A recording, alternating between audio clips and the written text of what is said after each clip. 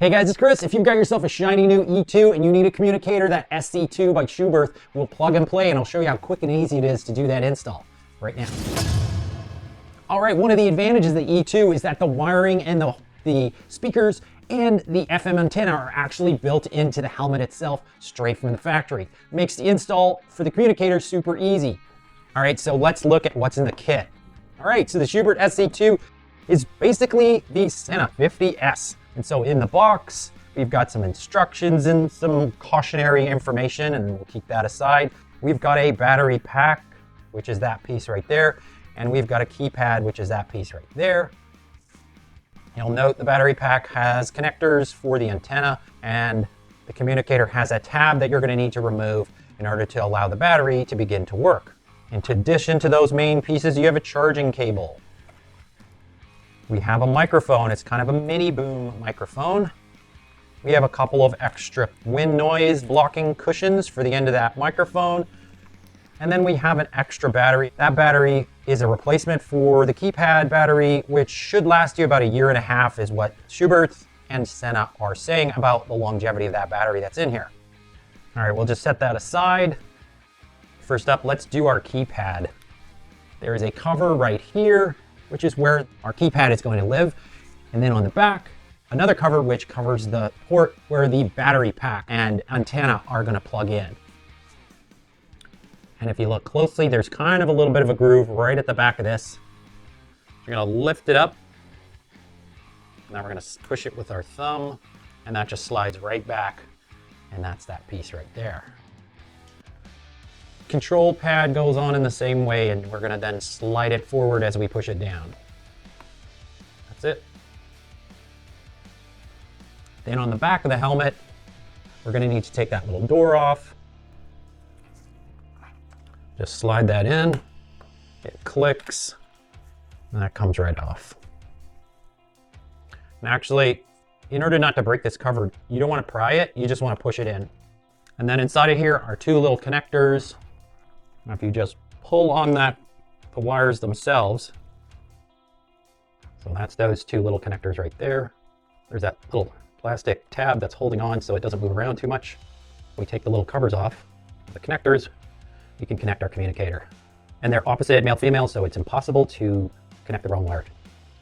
All right, with the cover removed and the caps off the wires, we're going to now do the same thing, remove the little covers off of these connectors. We'll connect the two wires, and then we'll snap it into place.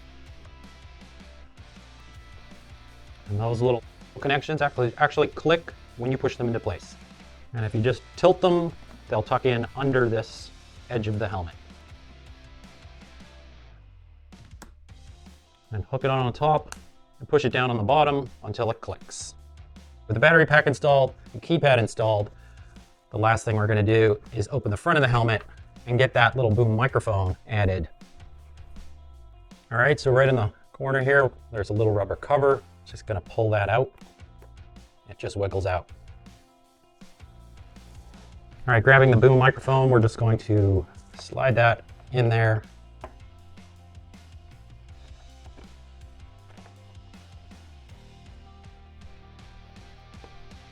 And there's just kind of a soft click that it makes to make sure that it's seated properly, and then that's on good. We'll add the foam to the end of the microphone. And there's a couple of little barbs. You want to pull it down far enough to get past those two little barbs, which will hold that foam from sliding around. Okay, so with the microphone in place, we've now got the full install on the communication system. We're all done with the install. So it's that simple. It's the easiest communicator I've had to install on any helmet ever.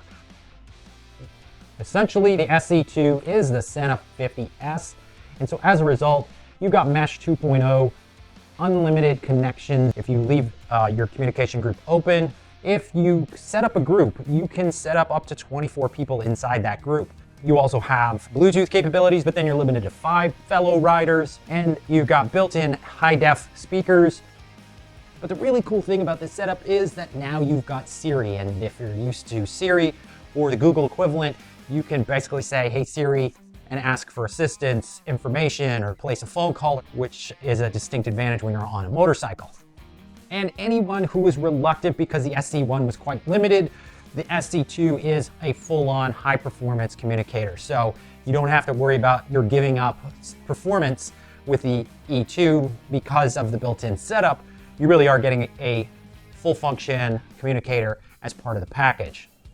And a couple thoughts on the E2 in passing. So far, found this helmet to be among the most comfortable helmets to ride with.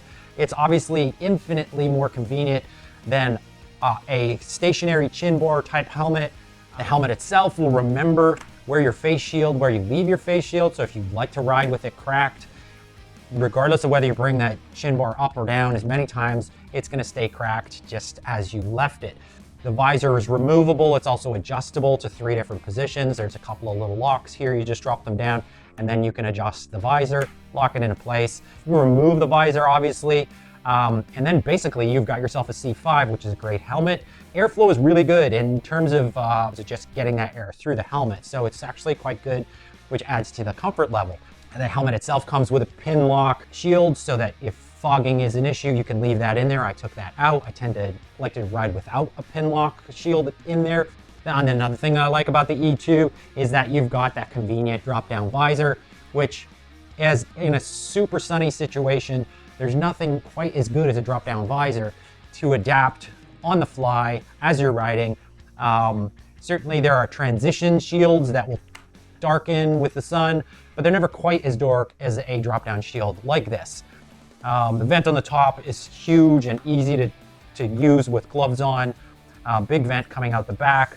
The helmet itself is probably the quietest helmet that I've used so far.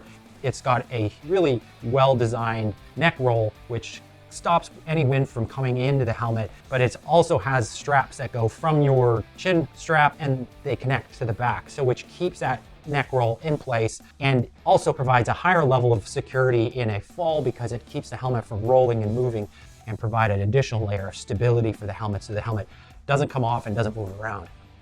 And as compared to the E1, the eye port is bigger, it's more comfortable than the E1, the visor is redesigned as compared to the E1. It really is a much different helmet than an E1. This is definitely a high-end helmet. You're gonna pay for that, but it also performs extremely well. And I would say in the case where you know you're gonna be doing 80% on the asphalt, this is definitely my go-to helmet when I know I'm spending the majority of my time on the pavement.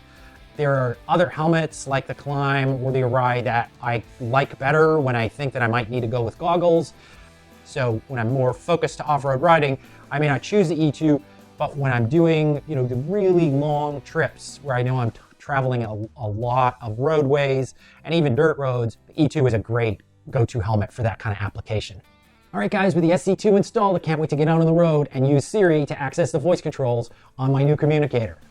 Hopefully this install was helpful for you. If it was, smash the like, subscribe to follow along, find more information on my website, and we'll see you next time. Bye for now.